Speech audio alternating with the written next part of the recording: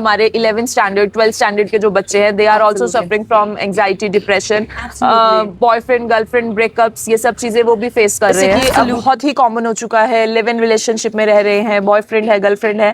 तो ज्यादातर यूथ आपसे क्या क्वेश्चंस पुट करते हैं, किस चीज के प्रॉब्लम्स वो सफर कर रहे हैं और किस लिए वो जानना चाहते हैं? एक पार्टनर का दूसरे पार्टनर को चीट करना बहुत पेनफुल होता है, और कभी कभी तो कुछ केसेस में सुसाइड तक की नौबत आ जाती है। कहीं ना कहीं ऐसी टर्म्स पैदा हो गई हैं, सडनली इन्वेंट हो गई हैं, जैसे सिचुएशनशिप, घोस्टिंग, ब्रेकअप्स और पता नहीं क्या क्या, कैजुअल रिलेशनशिप्स। तो इस तरह से रिलेशनशिप के मायने बदल गए हैं काजल। अगर हम यही बात करें मैरिज लाइफ को लेकर, तो मैरिज लाइफ में जैसे रिलेशनशिप इश्यूज हस्बैंड वाइफ जो है फेस कर रहे हैं, चैलेंजेस फेस कर रहे हैं, तो एक और टॉपिक है मैरिज को लेकर, एक्स्ट्रा मैरिटल रिलेशनशिप, जो कि बहुत कॉमन है काजल इस समय में। मेजॉरिटी प्रॉब्लम क्या सफर कर रही है, तो वो ब्रेकअप से, चीटिंग से, अपने पार्टनर के द्वारा चीट होने पर या ब्रेकअप पे, या जैसे कि घोस्टिंग बोलते हैं। घोस्टिंग मतलब अचानक से छोड़ देना, एक पार्टनर का दूसरे पार्टनर को अचानक से छोड़ देना। तो इस दौरान वो मानसिक स्थिति इतनी बहुत सेंसिटिव हो जाती है एक पार्टनर की, जहां पर वो डिप्रेशन, एंजाइटी और डिप्रेशन का शिकार होता है।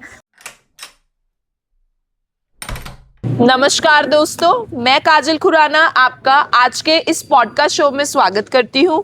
आज की हमारे गेस्ट है श्वेता चौधरी जी, जो काफ़ी लंबे समय से लोगों को उनकी प्रॉब्लम से बाहर निकलने के लिए गाइड कर रहे हैं और भारत के लीडिंग एस्ट्रो ऐप के साथ भी काम कर रहे हैं। Welcome ma'am. Thank you so much Kajal, thank you once again for having me. Ma'am, मैं आपसे जानना चाहूँगी कि एक ऐसी कॉमन प्रॉब्लम है, जिसे आप लोगों की प्रॉब्लम सुनते हैं, तो ऐसी क्या कॉमन प्रॉब्लम है जो आपको सभी यूथ में देखने के लिए मिलती है या ज्यादातर यूथ में देखने के लिए मिलती है? अगर आप रेकरिंग प्रॉब्लम्स के बारे में बताएंगे जो हर एज ग्रुप के लोग डील करते हैं, तो मैं बोलूँगी रिलेशनशिप प्रॉब्लम मेजरली एक प्रॉब्लम है। और यहाँ पर 2 कैटेगरीज है, यूथ है और हम इसको ऐसे भी पुट अप कर सकते हैं कि यूथ सफ़र कर रही है रिलेशनशिप में और मैरिटल डिस्कॉर्ड हो रहे हैं। तो इस तरह से भी हम इसको डिस्कस कर सकते हैं। मैं आपसे जानना चाहूंगी, पहले मैं यूथ पे बात करना चाहूंगी। डेफिनेटली हमारी जो अब अपकमिंग जो जनरेशंस हैं, राइट, तो उस पे बात करना चाहूंगी कि यूथ कैसे रिलेशनशिप इश्यूज कैसे सफ़र कर रहे हैं।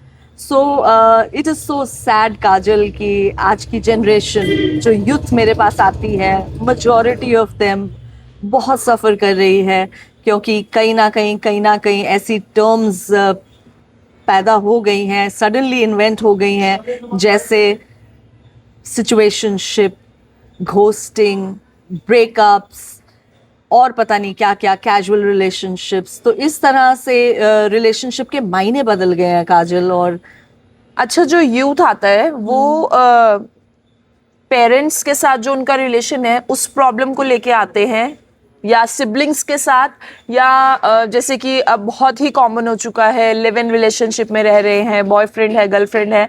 तो ज़्यादातर यूथ आपसे क्या क्वेश्चंस पुट करते हैं, किस चीज़ के प्रॉब्लम्स वो सफ़र कर रहे हैं और किस लिए वो जानना चाहते हैं, गाइडेंस चाहते हैं? अगर आप मेरे से पूछते हैं तो यस, पेरेंट्स के साथ मिसअंडरस्टैंडिंग, जनरेशन गैप, ये तो हमेशा से रहा है प्रॉब्लम। बट अगर आप मेरे से रिकरेंट प्रॉब्लम्स की बात करेंगे जिसमें मैं लोगों को गाइड करती हूँ, हेल्प करती हूँ, तो relationship as in love relationships की बात है। As in love relationship. और इट इज़ वेरी स्ट्रेंज कि किस तरह से एक पार्टनर का दूसरे पार्टनर को चीट करना बहुत पेनफुल होता है, और कभी कभी तो कुछ केसेस में सुसाइड तक की नौबत आ जाती है, और बहुत मुश्किल होता है काजल वहाँ पर हैंडल करना। बट कुछ भी इम्पॉसिबल नहीं है, वहाँ पर उन्हें समझाना होता है। वो एक घड़ी होती है जहाँ उनको समझाना होता है कि उस पल को कैसे नेविगेट करें और किस तरह से अपने लाइफ में उस एक इवेंट को हावी ना होने दे, क्योंकि ये ज़िंदगी बहुत खूबसूरत है। आई थिंक ज़िंदगी बहुत खूबसूरत है। जैसे कि मैं हमेशा अपने यूजर्स को बोलती हूँ, ज़िंदगी गुलजार है, ज़िंदगी एक फूलों का गुलदस्ता है काजल, और इस तरह से उसको किसी रिलेशनशिप के पीछे गंवाना नहीं चाहिए। और आई थिंक ये मेजर प्रॉब्लम है मुझे जो ऐसा लगता है कि आजकल के यूथ ने ये सब चीजें काफी कॉमन ले ली है। बिल्कुल इसकी बिल्कुल वजह से हमारा कल्चर भी सफर कर रहा है, और साथ ही अब यूथ में देखने के लिए मिलता है they are suffering from depression, anxiety. तो इस ये चीजें क्यों आ रही हैं? ये क्या हम लोग वेस्टर्न कल्चर इतना अडॉप्ट कर चुके हैं, इस वजह से हम लोग प्रॉब्लम इतनी फेस कर रहे हैं? क्योंकि फिर हमारे ही बच्चे प्रॉब्लम फेस कर रहे हैं तो इट मीन्स कि पेरेंट्स प्रॉब्लम फेस कर रहे हैं। एब्सोल्युटली, ये आपने बहुत अच्छी जगह इस डिस्कशन की डायरेक्शन ली है।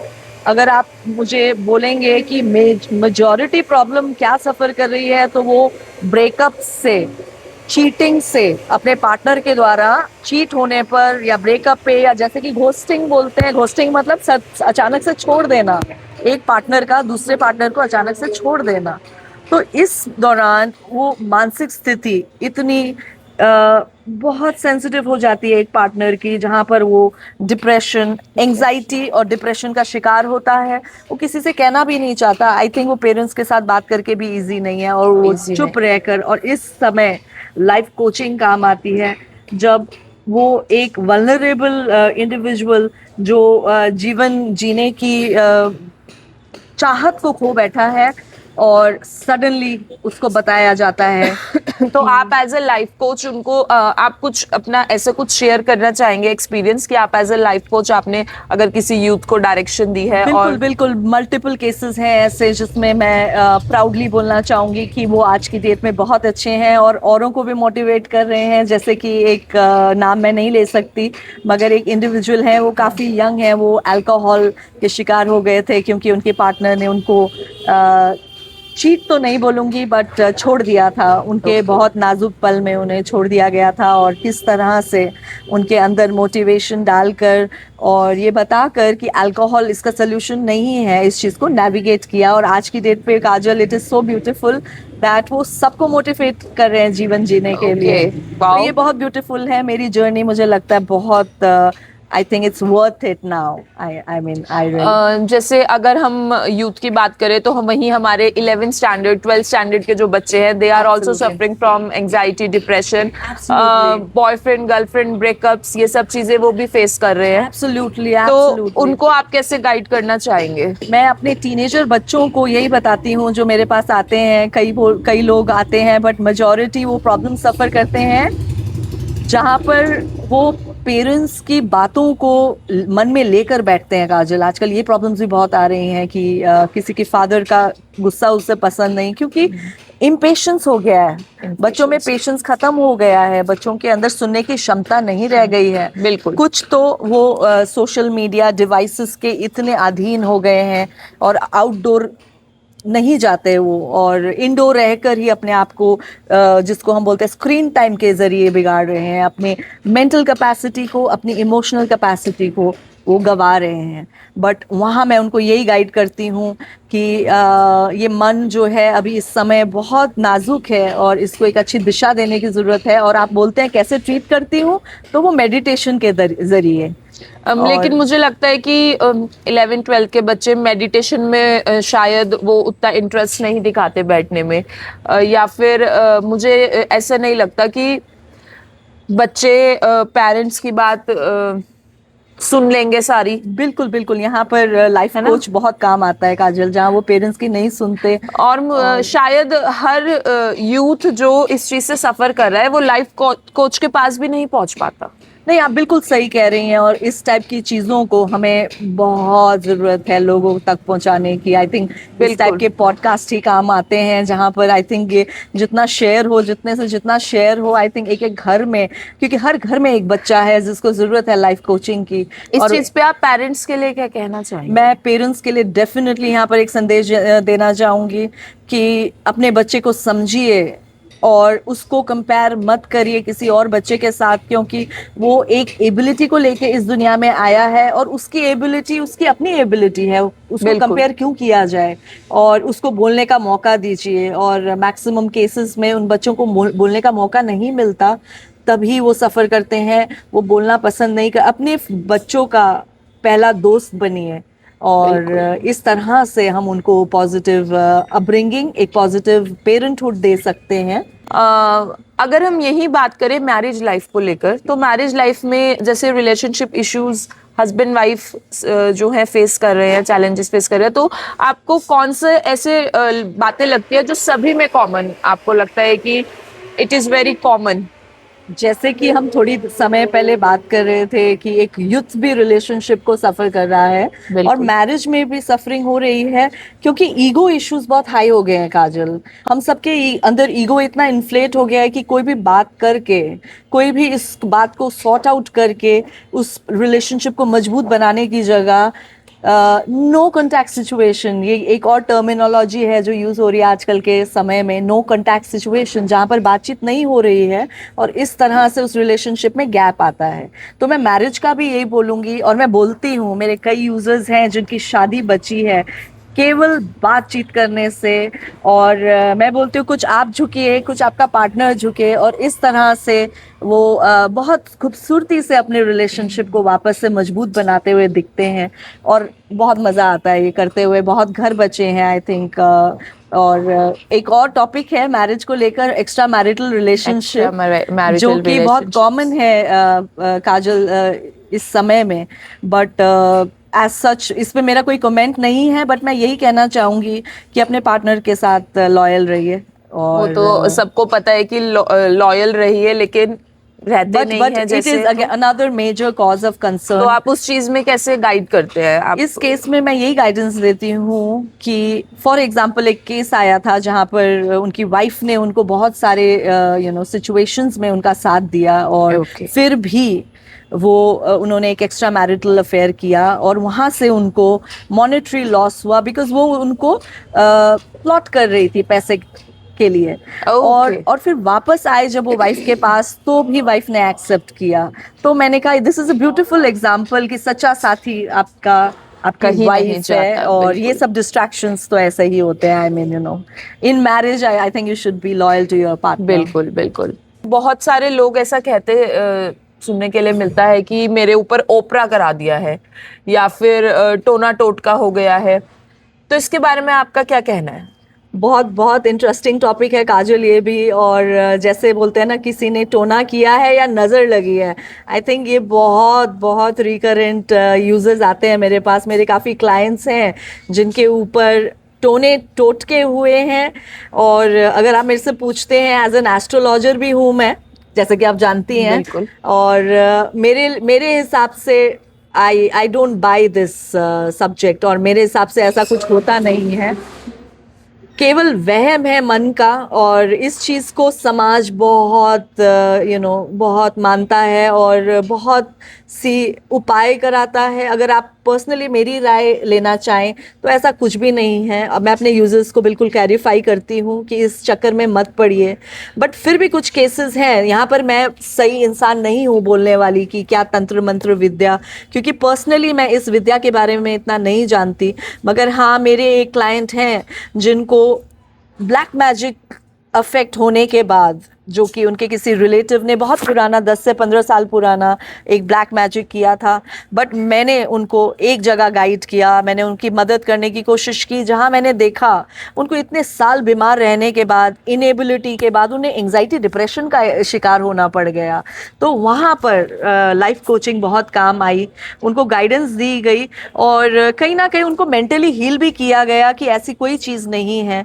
और अब बात आती है नज़र लगने की, जिसको बोलते हैं, वो डेफिनेटली मैं अपने यूजर्स को थोड़ा बहुत गाइडेंस देती हूँ कि कैसे कुछ रेमेडियल चीज़ों से आप उसको मैनेज कर सकते हैं। अच्छा, जैसे कि घर पे मम्मी नजर उतारती है, 7 बार वारती है, लाइक नमक, और तो ये सब होता है? बिल्कुल काजल, ये होता है। हम बचपन से ही, हमारी माँ लाल मिर्च और नमक और इन चीज़ों का इस्तेमाल कर कर हमारी नज़र उतारती थी। मैं पर्सनली भी एक टैरो कार्ड रीडर हूँ, मैं नमक का बहुत इस्तेमाल करती हूँ। और एक वो होता है तेल में बत्ती बना के, तो कहते हैं कि वो जब जल रही है वो नजर गिर रही है। ये तो सब हमारे Hindu is it culture true? का, यस, ये हमारे हिंदू कल्चर के बहुत प्यारी रेमेडीज हैं जो माएँ अपने बच्चों के लिए और अपने परिवार को बुरी नज़र से बचाने के लिए इस्तेमाल करती है, और कहीं ना कहीं ये काम भी आती है काजल, मैं इस चीज़ को डिनाई नहीं करती। बट बहुत वहमों में पड़ने से मैं अपने सब क्लाइंट्स को बचाती हूँ, और मैं बोलती हूँ कि एक कैट्स आई स्टोन है, वो मैं ज़रूर रेकमेंड करती हूँ अपने यूज़र्स को, अपने क्लाइंट्स को। Okay. और वो भी एक प्रॉपर चार्ट एनालिसिस के बाद, उनकी कुंडली देखने के बाद कि क्या वो स्टोन उनको सूट करता है या नहीं। कैट्स आई ट्रस्ट में बहुत अच्छा स्टोन है, जिससे आपको, क्योंकि कोई कोई इंडिविजुअल इट इज होते हैं, बेसिकली फॉर नजर only. it is for nazar, it is for evil eye, it's an evil eye. We have bracelets also, but personally मैं अपने यूजर्स को उनकी चार्ट देखकर कैट्स आई ज़रूर रिकमेंड करती हूँ, जो कि उन्हें जो ससेप्टेबल होते हैं नज़र लगने में, उनकी चार्ट में दिख जाता है, तो हम उनको सजेस्ट करते हैं, और वो काफ़ी अच्छा स्टोन होता है, वो नज़र से भी बचते हैं। और साथ ही साथ last but not the least, मैं सबको बोलती हूँ अपनी घर की ऊर्जा, क्योंकि नेगेटिविटीज बहुत होती है, ऐसी कुछ शक्तियां होती हैं जो सकारात्मक नकारात्मक, जो हमारे जो भी ऊर्जाएं होती है, उसमें जो नेगेटिव एनर्जीज होती हैं घर की, उसको पैसिफाई पॉजिटिव करने के लिए कपूर का प्रयोग होता है। और कपूर घर में डेली संध्या समय कपूर का धुआं घर में देना बहुत इफेक्टिव होता है। मैं अपने कई लोग users को गूगल बोलती भी हूँ, यूज करते बिल्कुल हैं, बिल्कुल Google, बिल्कुल, आप वो भी कर सकते लुबान हैं, यूज करते हैं। एब्सोल्युटली। ये सब चीज़ें हमारे हिंदू कल्चर की बहुत अच्छी उपलब्धियां हैं, जिसको वेस्टर्न कल्चर भी अडॉप्ट कर रहा वेस्टर्न है। कल्चर भी तो इस तरह से हम इसको मिटिगेट और मैनेज कर सकते हैं। मतलब नजर इज रियल, यस, नजर is for real if you ask me, but again टोना टोटका इज नॉट रियल। टोना टोटका पे मैं नहीं बाय करती, आई एम सॉरी। अभी कुछ दिन पहले श्वेता जी, मैं एक रील देख रही थी, उसमें ऐसा बता रहे थे कि जो लड़के हैं वो कान बिनवा लेते हैं, तो कान बिनवाने से उनके ऊपर ना तो कोई टोना टोटका असर करेगा, ना ही उनको कोई नजर लगेगी। तो मैं इस पे आपसे जानना चाहूंगी कि ये बात क्या सच है? काजल, जैसे कि मैंने थोड़ी देर पहले आपको बताया था कि मैं कुछ चीज़ों में विश्वास नहीं करती। ये केवल व्यूज़ बढ़ाने के लिए कुछ की गई ऐसी एक्टिविटीज़ होती है जहाँ पर लोगों की व्यूअरशिप को पाने के लिए किया जाता है। बट हाँ, हमारे पौराणिक इतिहास में पाया जाता था कि कान छेदना एक क्रिया, एक प्रैक्टिस थी, जिसको हम अभी भी करते हैं। बट आजकल के टाइम में तो फैशन ज़्यादा और कल्चर से थोड़ा सा दूर है, तो मैं इस टाइप के ना अपने यूजर्स को, क्लाइंट्स को, इसका नजर से और टोने टोटके से कोई भी इसका कोई भी वो नहीं है। क्योंकि मुझे कोई आए थे मेरे क्लाइंट, वो कह रहे थे कि क्या मुझे कान छिदवाना, जो पियर्सिंग शायद सूट नहीं करी, कि मैंने कान पियर्स करवाया और मुझे बहुत घाटा हुआ बिजनेस में। तो इस टाइप की चीज़ों में मैं नहीं बिलीव करती, और आप भी मत करिए। और जितने व्यूअर्स ये देख रहे हैं, इसको क्लैरिफाई करिए, जितना हो सके शेयर करिए, सो दैट ऑलरेडी हम लोग बहुत वहमों में पड़े हैं। हम इन वहमों से निकल कर हमें एक बेहतर हिंदुस्तान बनाना है, अपने आप को भी इन वहमों से निकालना है, और अपने समाज को, अपने भारतवर्ष को इस वहम से निकाल कर कर्म अच्छे रखने हैं। Kajal, I think that's it, that's all I have to से।